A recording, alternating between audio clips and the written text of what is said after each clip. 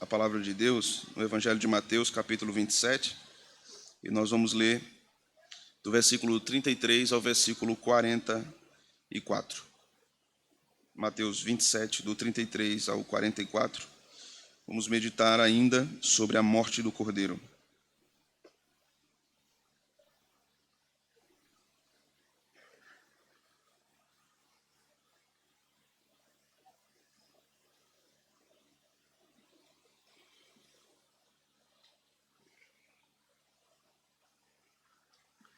Diz a palavra do Senhor.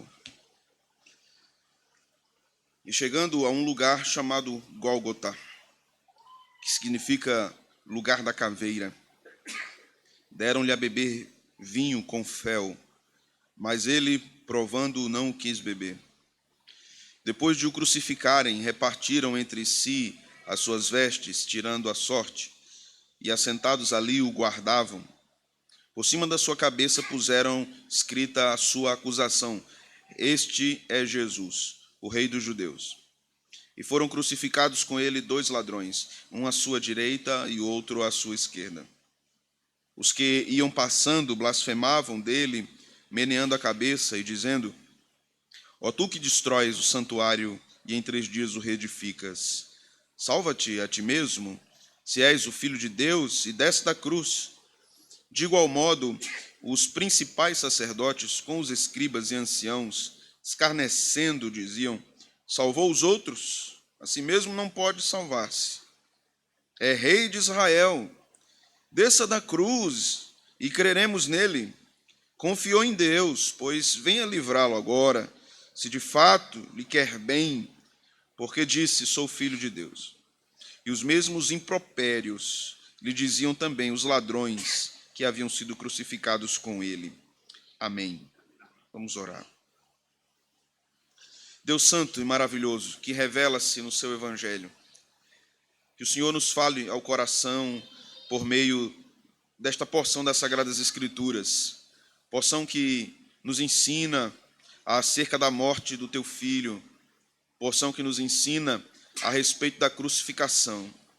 Que essas verdades contidas nesta breve passagem sejam para nós, mais uma vez, impactantes, edificantes, transformadora, que seja para nós a abertura dos nossos olhos.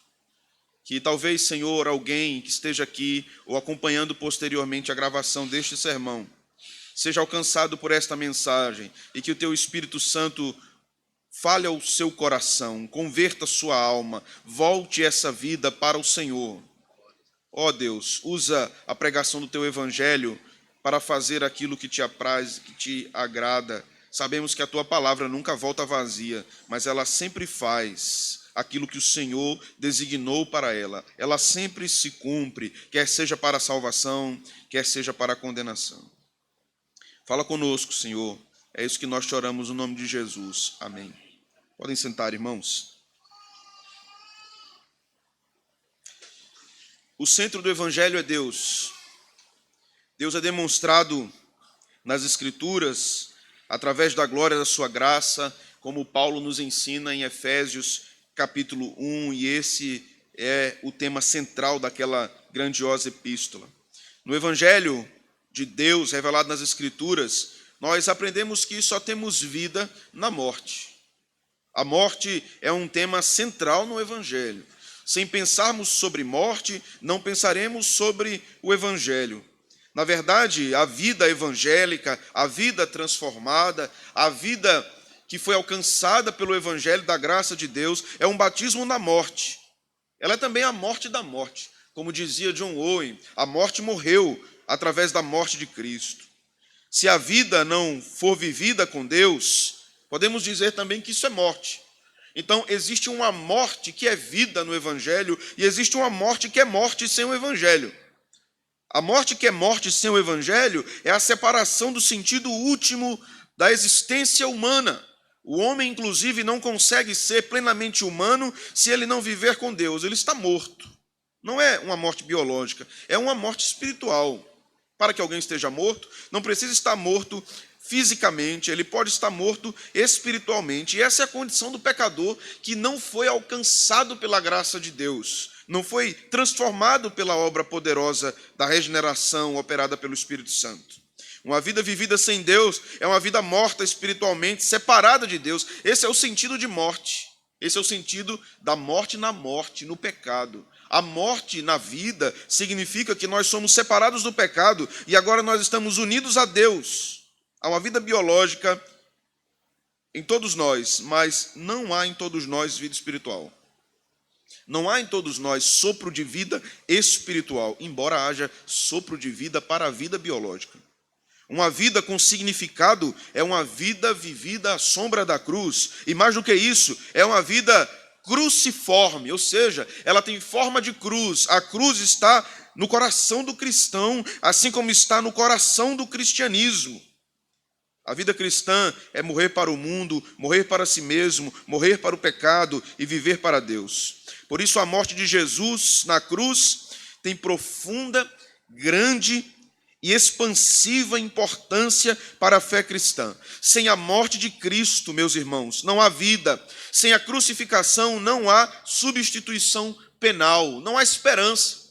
Não adianta buscar recursos, caminhos, possibilidades, paz interior, meditação transcendental, yoga e qualquer outra circunstância humana que pretenda trazer a paz.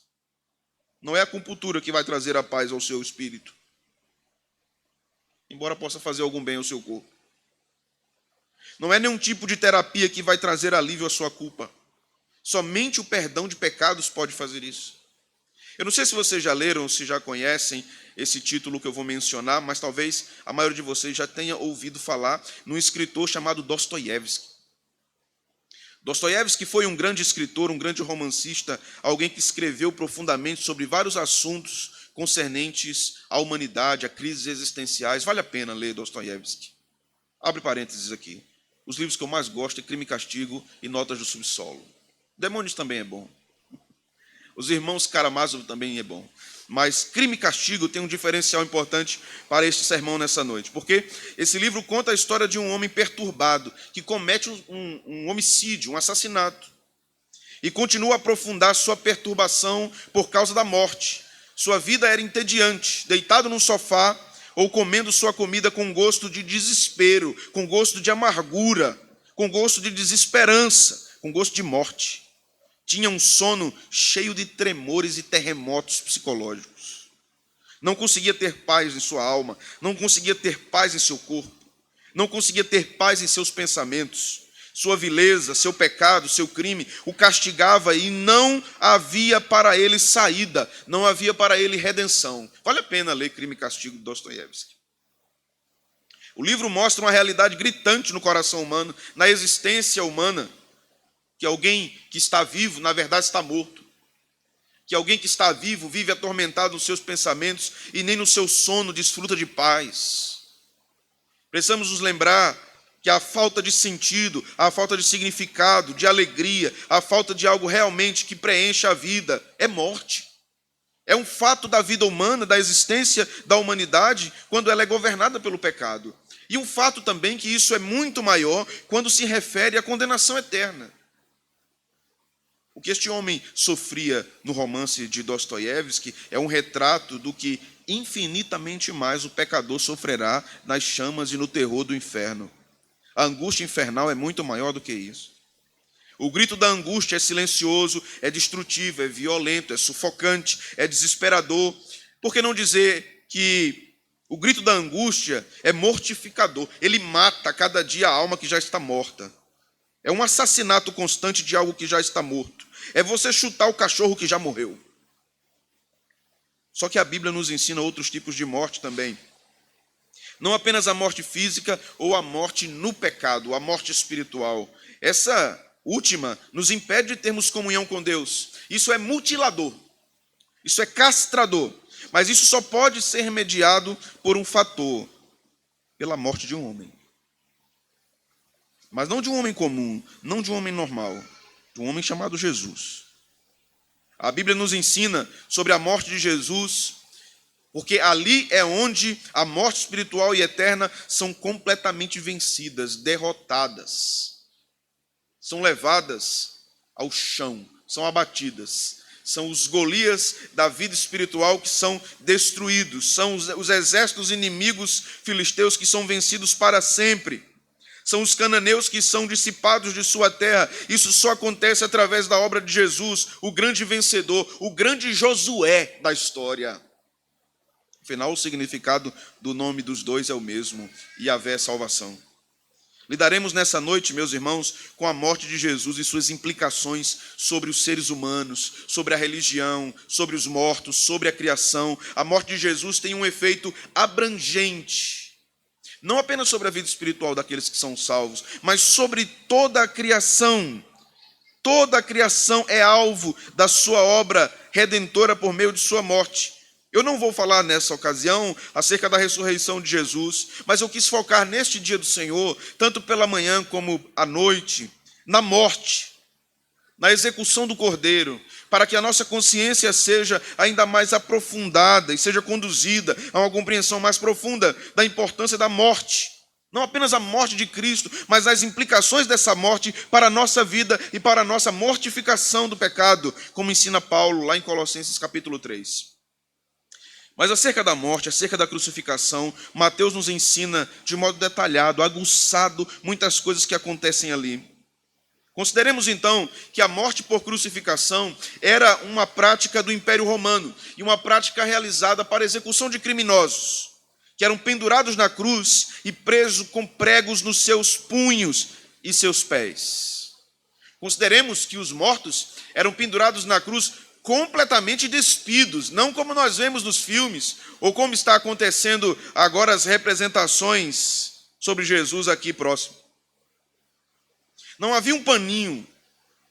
Ele estava completamente nu na cruz. A vergonha era total. Os cravos não entravam no meio de suas mãos também, como os filmes contam, porque não suportaria o peso do corpo. Entravam nos punhos, nos seus pés. O crucificado já havia de ser açoitado antes de ser pendurado na cruz, antes de o carrasco bater os pregos em seus braços, em suas pernas. Ele já tinha perdido sangue, a carne de suas costas já havia sido retirada por causa dos ganchos dos açoites. Ele já tinha perdido a força física, já estava muito debilitado e comprometido. A exaustão do corpo era extrema. A respiração estava comprometida, principalmente por estar pendurado na cruz e não conseguir respirar. O crucificado precisaria apoiar todo o seu corpo nos cravos que estavam nos pés, abrir os pulmões então e respirar um pouco. Você imagina a dor que isso era? Você imagina o tormento que isso era? Forçar o corpo sobre os pés com um prego no meio para tomar um pouco de fôlego. Jesus estava naquela situação e ele era o espetáculo daquela grande ocasião. Ele era o principal crucificado, ele estava na cruz do meio. Jesus era o vexame daquela ocasião e era zombado pelos romanos e pelos judeus.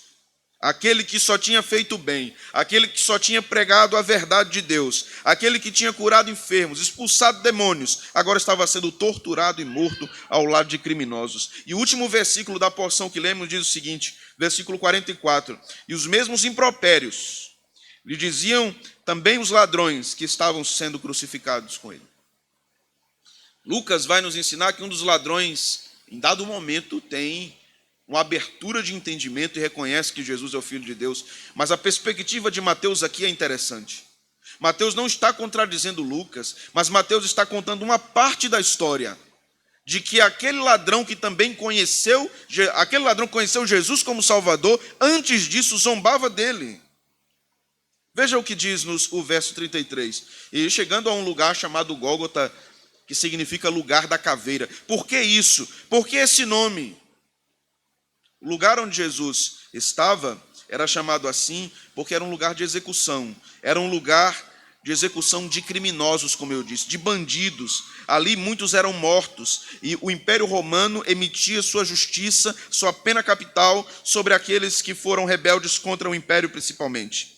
Disse que aquele lugar tinha este nome porque ali jaziam ossos humanos, crânios, que eram colocados lado a lado, ao lado do caminho que ia para o ponto central da crucificação. À medida que você ia entrando, subindo no Monte Caveira, você ia vendo a trilha de crânios ao seu lado.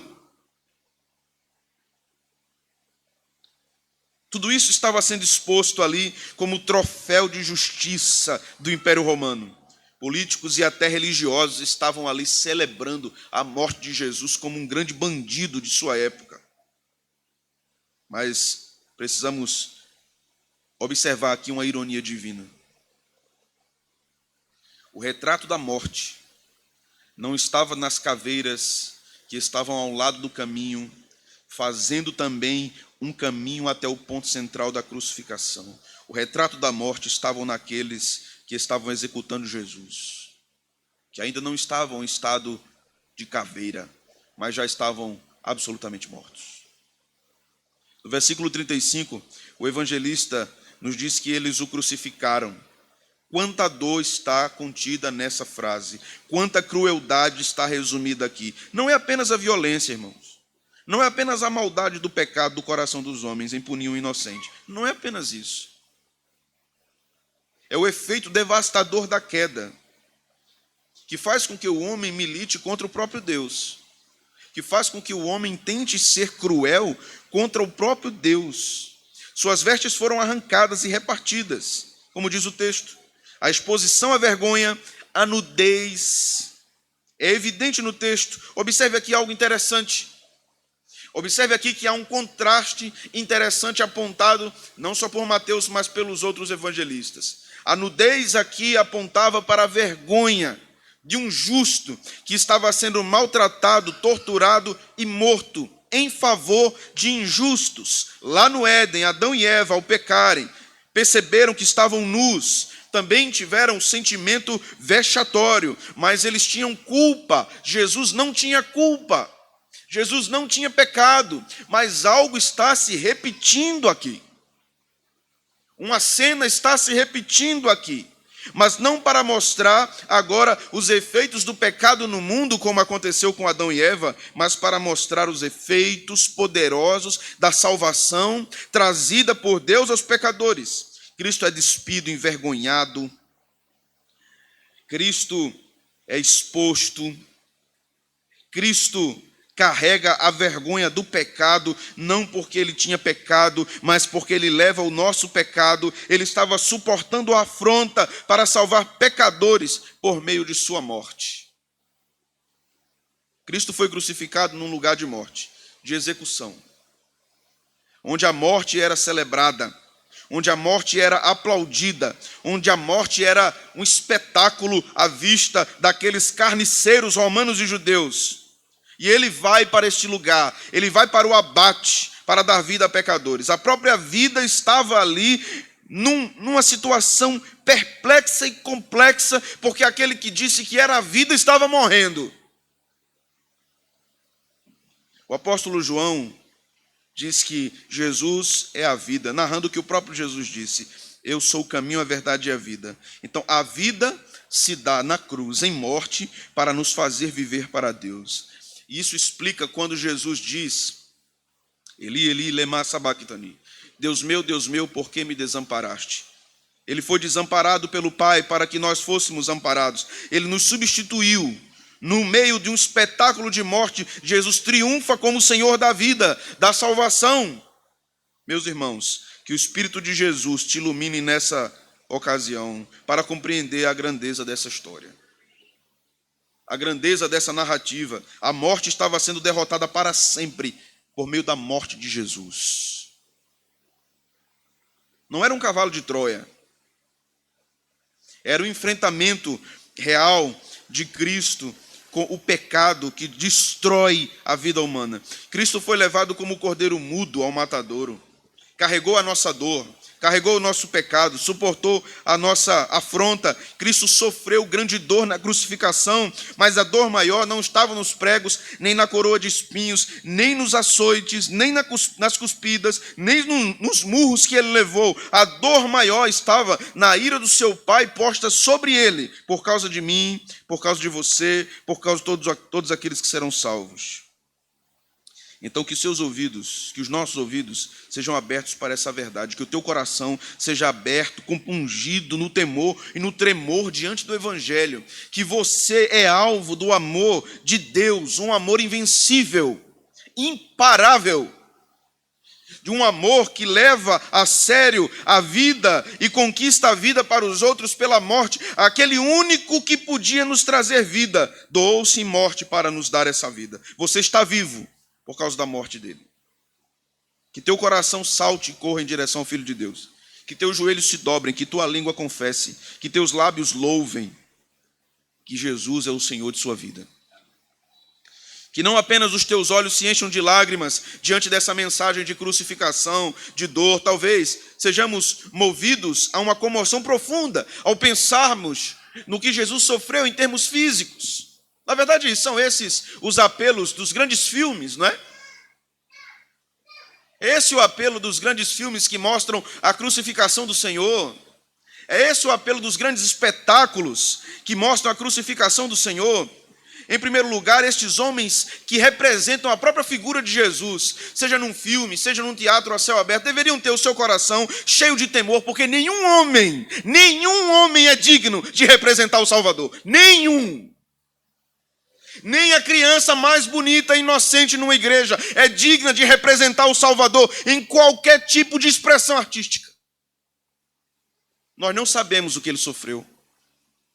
Nós não conseguimos entender o que estava sobre ele. Nós não sabemos o que é a fúria de um Deus santo sendo derramada completamente sobre alguém. Nós não sabemos o que é aquela angústia que ele sofreu no Getsemane. Nós não sabemos o que é a dor de carregar o pecado dos seus eleitos. Não foi de alguém. Não foi de uma pessoa. Não foi de um parente. Fale a verdade, veja só.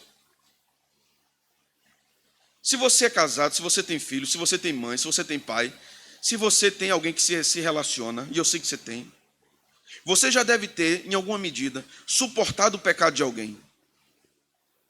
Você já deve ter visto de perto como o pecado é terrível. Você já deve ter tido a experiência de ver uma pessoa que você acha que é uma coisa e de repente ela se transforma numa circunstância e você se escandaliza com aquele comportamento. Já viveu isso? Isso é impactante. É terrível. Você acha que conhece uma pessoa e você vê um lado pecaminoso, profundo, obscuro, mas aquilo é aquela pessoa. O pecado está presente ali. O pecado está presente ali. Agora imagine, você pode ter sofrido isso com um filho, com um marido, com uma esposa, com um amigo, com um irmão. Jesus sofreu por todos os eleitos em toda a história. Jesus carregou esse pecado de todos aqueles que ele quis salvar. Você imagina só isso? Não dá para imaginar. Cristo tomou sobre si a vergonha, a nudez. Cristo suportou a nossa indecência. A nudez de Jesus representa a nossa indecência, a nossa pecaminosidade. Ele carregou o nosso pecado e todo o juízo do Pai sobre ele. Por isso Paulo disse que o amor de Cristo nos constrange, nos envergonha, porque não merecemos tamanha expressão de amor e fidelidade. Nós não merecemos. Observe o que diz o verso 37. Por cima da sua cabeça puseram escrita a sua acusação: este é Jesus, o Rei dos Judeus. Colocaram uma placa sobre a cabeça dele, e isso era feito não para informar quem era o criminoso, o acusado, mas aqui era para ridicularizar o crucificado. Veja o que diz: este é Jesus, o Rei dos Judeus. Quem desejou a morte de Cristo, além dos romanos? Os judeus. Eles queriam Jesus morto. Veja que a zombaria ainda aumenta, né? Veja que o texto continua dizendo, o versículo seguinte: e foram crucificados com ele 2 ladrões, um à sua direita e outro à sua esquerda. Os que iam passando blasfemavam dele, meneando a cabeça e dizendo: ó tu, Cristo, que destróis o santuário, em 3 dias o reedificas, salva-te a ti mesmo agora. Tu não és filho de Deus, desce da cruz. Deus não é teu pai? Sai daí, mostra o teu poder. Queremos ver o teu poder. Tu disseste que reedificarias o templo em 3 dias. Veja, o verso 41, de igual modo, os principais sacerdotes, os príncipes do povo, com os escribas e anciãos, escarneciam os líderes religiosos. Os presbíteros, naquela época do povo de Deus, eram os principais torturadores. Jesus não sofreu apenas uma tortura física, ele sofreu uma tortura psicológica. Verso 42, salvou os outros, não és salvador, a si mesmo não pode se salvar. Tu não és rei de Israel, desça da cruz. Se você descer da cruz, a gente crê em você. Vamos fazer assim? Se você sair daí, a gente crê em você. Irmãos, esse negócio de gente se fantasiando de Jesus para uma passeata trans, LGBTQ+, não chega perto disso aqui que aconteceu. Não chega perto disso aqui. Por que não chega perto? Porque esses trans não viram o que esses viram. Eles não ouviram a pregação de Jesus como esses ouviram. Eles não viram os milagres como estes viram. Eles não viram a postura, a condução de Jesus como este povo viu. O texto está mostrando aqui a vileza profunda do pecado no coração humano, tentando destruir a única forma de salvação estabelecida por Deus. Mas aqui está a grande ironia divina, que toda a ação pecaminosa do homem cumpriria o propósito de Deus para salvar os pecadores, de que Deus nunca é vencido, nunca é dobrado, de que Deus nunca é frustrado nos seus planos. Tudo isso, todo esse cenário pecaminoso, blasfemo, vergonhoso, torturador, era a condução da própria mão do Pai para salvar pecadores, através da morte do seu filho. 2 ladrões de estrada estavam sendo crucificados ali, e esses também zombavam dele. Todo mundo zombava dele. Quem é que estava com Jesus aqui? Ninguém. Ele foi ridicularizado, humilhado. Em momento nenhum, Cristo revidou. Nenhum momento, diante de tudo aquilo, ele revidou. Em nenhum momento ele disse assim: me respeitem. Eu sou o Filho de Deus. Vocês estão pensando que vocês são quem? Se eu quisesse, eu pediria ao Pai aqui, ele enviaria anjos e destruiria todos vocês. Nada disso. Jesus ficou calado como o cordeiro mudo, suportou todas as zombarias sem dar resposta. Como precisamos aprender isso de Cristo? Somos tentados, vez por outra, a nos justificarmos diante de falsas acusações. Somos instigados por outros, né? Responda. Se defenda. É preciso que você se justifique. Não deixe que falem mal de você. Jesus apenas calou-se, confiou em seu Pai. Suportou a dor. Mesmo abandonado, ferido de Deus e oprimido. Diz o profeta Isaías algo maravilhoso, mas antes de mencionar Isaías aqui, nos lembremos que Cristo foi abandonado por todos, inclusive pelo seu Pai. Todos. Nós dizemos assim: ninguém está comigo, mas Deus está. Então, Deus com crente é maioria. Mas Jesus não tinha o Pai com ele. Ele foi abandonado. Ele estava só. Isaías diz: ele foi oprimido e humilhado, mas não abriu a boca. Como o cordeiro foi levado ao matadouro, e como ovelha muda perante os seus tosqueadores, ele não abriu a boca. Por juízo opressor foi arrebatado, e de sua linhagem quem dela cogitou? Porquanto foi cortado da terra dos viventes, por causa da transgressão do meu povo, ele foi ferido. Passavam zombando, meneando a cabeça, fazendo chacota a respeito do Filho de Deus. Ele estava no estado de fraqueza. Lembra daquela figura que lemos de manhã? O cordeirinho, a fragilidade do Filho de Deus, mas aquela fraqueza não era fraqueza. Lembremos aqui, peguemos a frase do próprio Paulo, que disse: quando estou fraco, então estou forte. Isso se cumpre plenamente em Cristo. Talvez Paulo tenha retirado isso da própria maneira que Jesus foi executado, foi morto e venceu. Jesus aparentemente estava no estado de fraqueza, por isso que Apocalipse vai dizer: o cordeiro que parecia que tinha sido morto. Não era fraqueza, era a força do amor. O silêncio não era fraqueza, não era falta de coragem em falar, era a força do amor. O profeta continua: porque foi subindo como renovo perante ele e como raiz de uma terra seca. Não tinha aparência nem formosura. Esse era o estado deteriorado no momento da crucificação. Olhámo-lo, mas nenhuma beleza havia que nos agradasse. Era desprezado, o mais rejeitado entre os homens, homem de dores e que sabe que é padecer. E como um de quem os homens escondem o rosto, era desprezado. E dele não fizemos caso. Foi desprezado. Sim, irmãos, aprendemos que o poder do amor se manifesta na doação e na fraqueza. A força do amor divino manifesta-se na fraqueza da carne do Deus homem, enfrentando a morte. No sacrifício, na morte, o amor foi manifesto em Cristo. O amor não é mera sensação ou sentimento. O amor é uma entrega sacrificial, uma doação particular, e no caso de Jesus, coletiva para os seus eleitos. Uma força poderosa que luta contra a injustiça e redime pessoas que eram inimigas e torna-as agora redimidas. Jesus pode nos chamar agora de amigos. E aqueles que rejeitam isso aprofundam-se em sua condenação.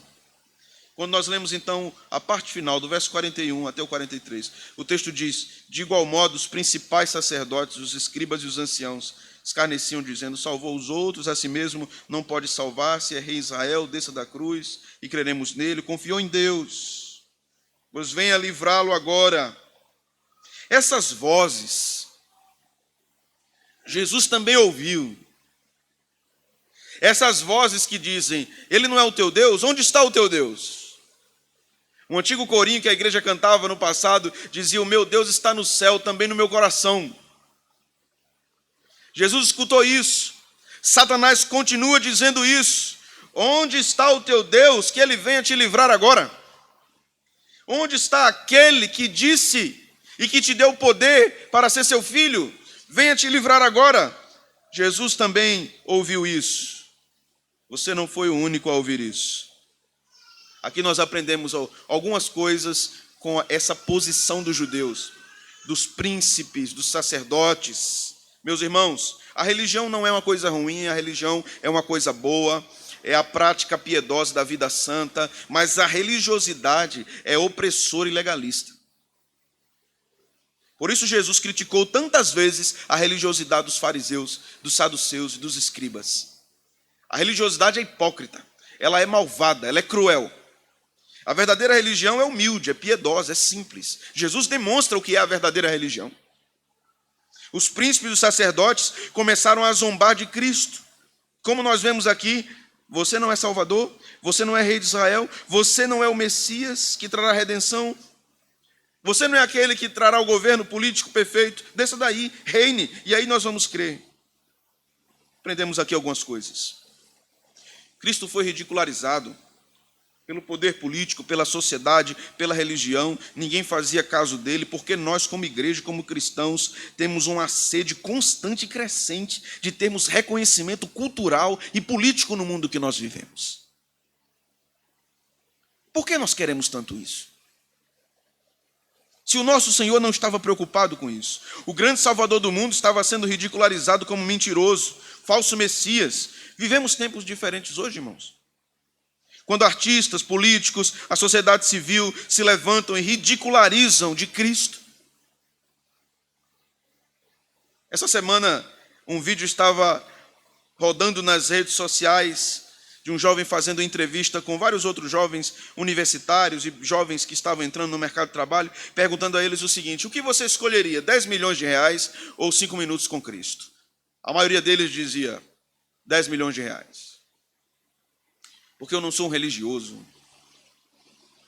Uma ou duas pessoas disseram 5 minutos com Jesus. Mas não existe 5 minutos com Jesus. Existe vida com Jesus. Ou você está vivendo com Ele, ou você está vivendo sem Ele. Primeiro que ele não se contenta com 5 minutos, ele quer a sua vida inteira. Cristo veio buscar e salvar o que se havia perdido. Por isso que Isaías vai dizer, certamente ele tomou sobre si as nossas enfermidades e as nossas dores, levou sobre si, e nós o reputávamos por aflito, ferido de Deus e oprimido, mas ele foi transpassado pelas nossas transgressões, moído pelas nossas iniquidades. O castigo que nos traz a paz estava sobre ele, e pelas suas pisaduras fomos sarados. Todos nós andávamos desgarrados como ovelhas, cada um se desviava pelo seu caminho, mas o Senhor fez cair sobre ele a iniquidade de todos nós. Olhe para ele. O texto da crucificação trabalha bem nossa imaginação, fazendo com que nós tenhamos uma visão da cruz, uma visão do cenário no Monte Caveira. Veja lá Cristo morto, veja lá Cristo abatido, veja lá Cristo sangrando, veja sua face desfigurada de tanto sofrimento físico, mental, espiritual, esgotamento total. Olhe, não tenha medo de olhar. Veja as 3 cruzes. Olhe de lado e veja o caminho de crânios. Escute as vozes dizendo: tu não és rei, sai daí, desce da cruz. Tu não és o Filho de Deus. Ouça todo esse cenário, veja toda essa cena, sinta toda a angústia daquele momento. Depois de ver isso, depois de ver tudo isso, olhe para ele. A Bíblia vai dizer, olhando para Jesus Cristo, autor e consumador de nossa fé. Veja ele olhando para você. Veja ele olhando para você e dizendo: venha a mim, você que está cansado e oprimido, e eu vos aliviarei. A morte de Cristo é o grande triunfo da obra redentora de salvação estabelecida pelo Pai desde toda a eternidade. O Cordeiro perfeito foi morto, foi imolado, nos substituindo para sempre, nos dando vida para sempre. A vida na sua morte e a morte para nós na sua vida.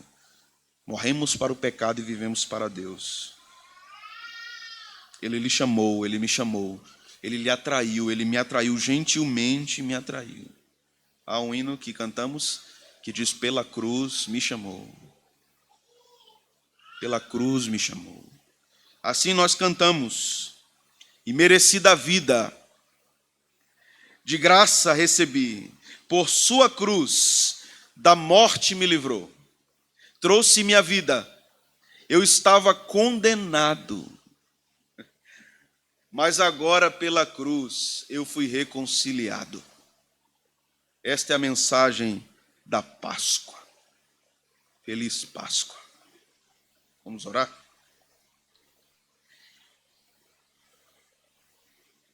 Ó Deus, obrigado pela mensagem do Calvário. Obrigado pela mensagem da cruz. Obrigado porque o Senhor fez tudo isso por nós. Ajuda-nos a compreendermos, ajuda-nos a aplicarmos, ajuda-nos a ensinarmos, a transmitirmos esta verdade. Usa-nos para falarmos das boas novas para os que perecem, para os zombadores, para os religiosos, para aqueles que estão mais próximos, para aqueles que estão mais distantes. E assim como o Senhor disse: Pai, perdoa-lhes porque não sabem o que fazem, que essa seja a nossa oração pelos que blasfemam, pelos que desdenham da mensagem do Evangelho. Que nós não estejamos preocupados, Senhor, com o reconhecimento do mundo, mas estejamos preocupados em propagar essa verdade evangélica nos 4 cantos deste mundo, que Jesus morreu para salvar pecadores. Bendito seja o teu nome. Que a nossa igreja, Senhor, tenha isso no coração, que isso aqueça-nos, que isso molde-nos, que a nossa vida seja assim, cruciforme, moldada pela cruz, na nossa caminhada contigo, na nossa caminhada no mundo, na nossa caminhada como congregação, como comunidade, que professa a fé em Jesus, e que olha para Jesus, que olha para a cruz, assim, Senhor, como cristão. Ao final do livro, o peregrino coloca então seu fardo na cruz e olha para aquele monumento histórico da fé. Que o nosso fardo de pecado seja lançado também ali. E desfrutemos então diante da cruz alívio para as nossas agruras, as nossas dores, os nossos pesos. Porque é na cruz que encontramos vida. Afinal, o Senhor nos diz, cada um negue-se a si mesmo, tome sua cruz todos os dias e siga-me. Aplique isso a todos nós, a nossa igreja, Senhor. No nome de Cristo. Amém.